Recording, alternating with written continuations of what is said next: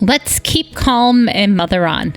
Mothering is way too important to do alone and way too serious to be serious all the time. My name is Christy Thomas, and I am here shoulder to shoulder with you, mothering and enjoying life together. This is the podcast where you can focus on being mindful and taking a deep breath with me and learning new things so you can pause and savor the amazing life you already have.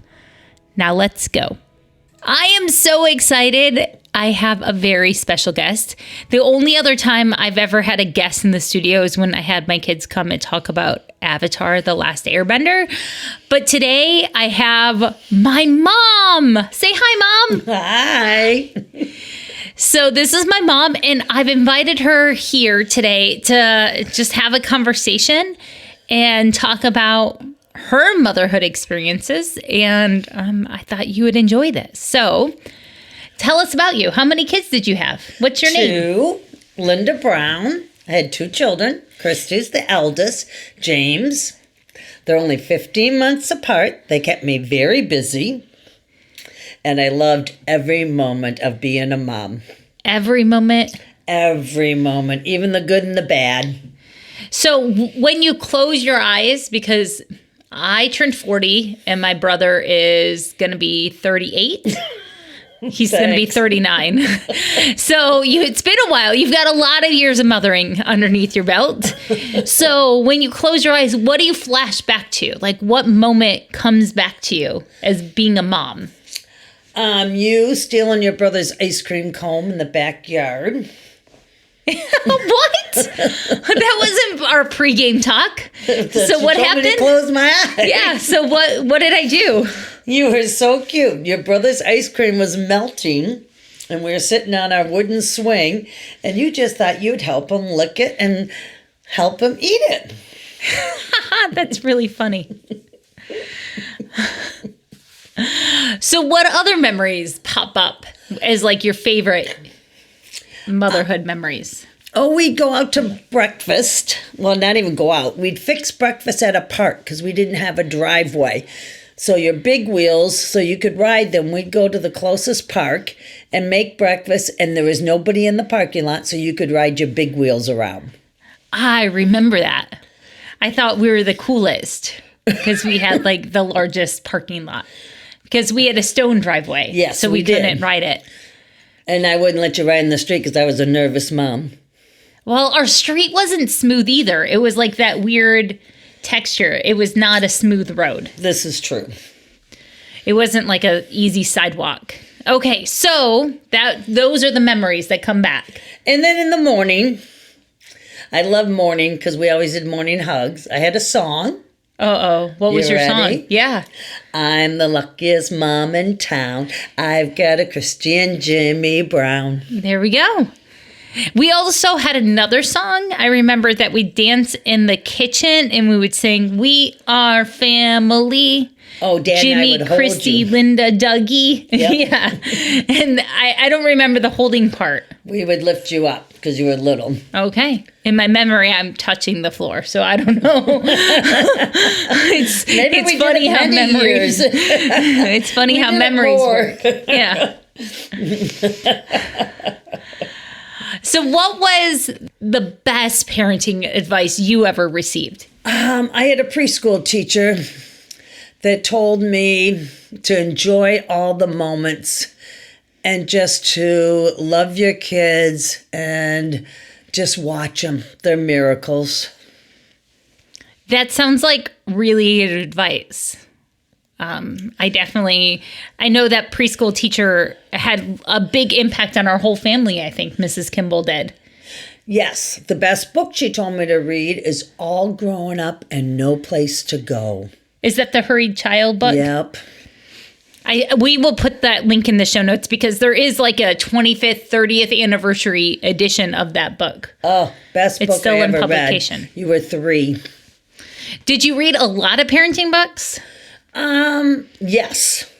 When? Did you read them when I was a teenager or mostly when I was little? This is another thing Mrs. Kimball said. You think you're too busy to read parenting books, but to read them under 5 because you'll take it with you when they get older. So really front load that parenting experience. Front load. Front load it. Really soak it all in at the beginning. Because you're right. Once my kids hit 5 and we were in school and soccer and all the after, time explodes in the day. Yeah. You don't have the free time of nap time anymore or evenings when they go to bed early. Or back then we had cassette tapes like you had podcasts. Oh, that's true. And we'd listen to parenting books on cassettes, going to the cottage, or it's the only way I could get your dad to listen is in the car. That makes sense. What would you tell a brand new mom? If you could talk to, like, your youngest grandson is almost 2, pretty close to being 2. So what do you tell other parents of little kids or a brand new parent? Relax, enjoy. Take the moments, put them in your heart and your brain. Take a picture. Are there things that you worried about that ended up just being a phase and kind of just resolved on their own? Well, it depends on your background and what you worry about and your prior experiences. As a mom, it's your turn to try to get it right. So I wanted to get it different than my mom, and I'm sure you're doing things different than I did. Do you ever do you ever want to chime in on how I'm parenting? No, you do a wonderful job. But I think we talked about this in the living room before we came into the studio, where Dad said that was some of the best parenting advice he got, was to not comment on how your kids are raising their kids. His parents told us that they would not interfere on how we raised our kids because it was our turn. And I feel that was very wise. The only time I'd ever interfere, which I'll never have to, is in case of danger. It's your turn. There are a million ways to parent, aren't there?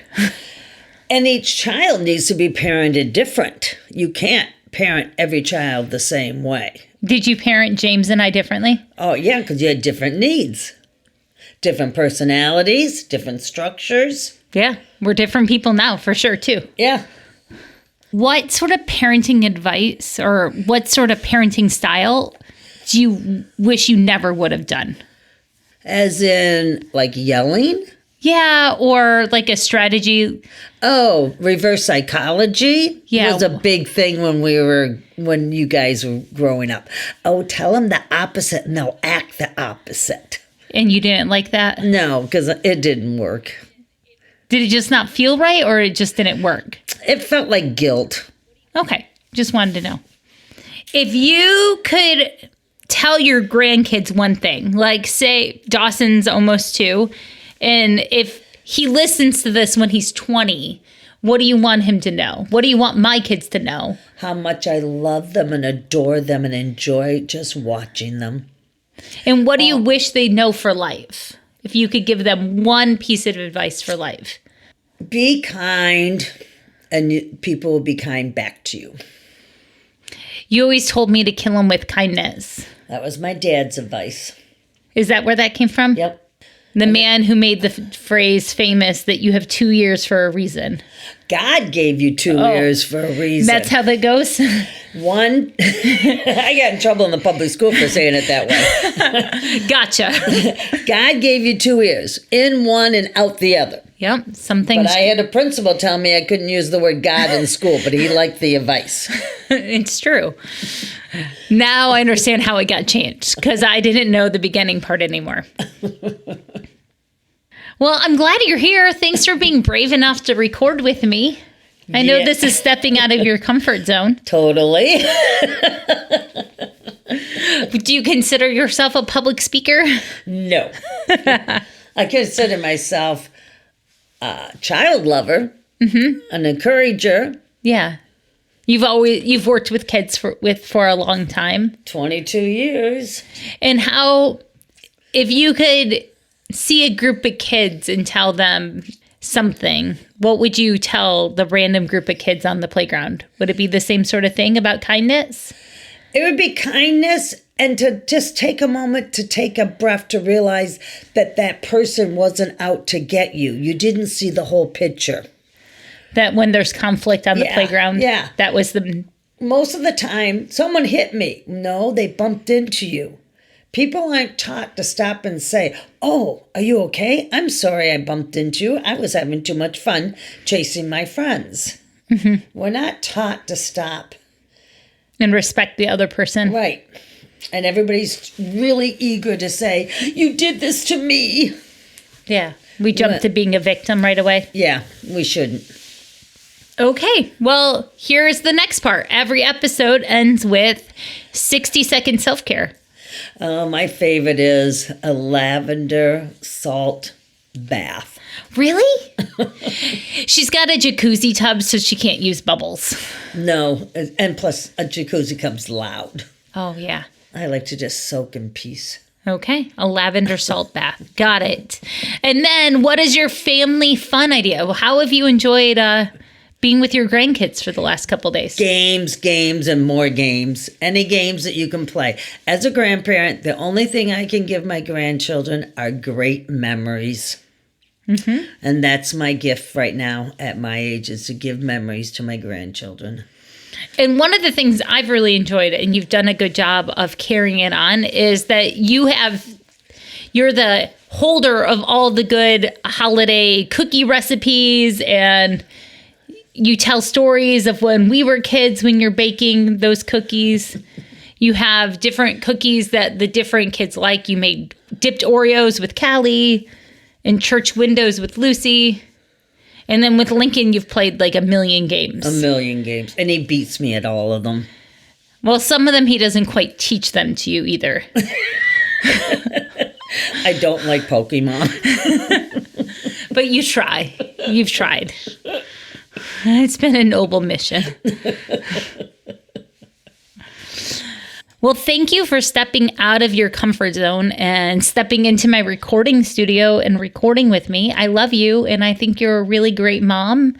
And I'm so thankful that I had you and Dad as my parents. And I just wanted to pause time a little bit and have you come in and be recorded.